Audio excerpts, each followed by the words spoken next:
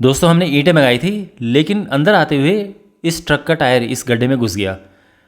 ये जल विभाग वालों ने एक तो बहुत परेशान कर रखा है, जगह जगह में गड्ढा कर देते हैं और उसको ऐसे ही मिट्टी डाल देते हैं उस पर, लेकिन वहाँ पे ज़मीन कच्ची रहती है, तो जैसे हैवी ट्रक आता है तो उसमें उसका टायर घुस जाता है। अब ये निकालने के लिए हमने एक ट्रैक्टर बुलाया है, अब देखते हैं कि ये निकाल पाता है कि नहीं।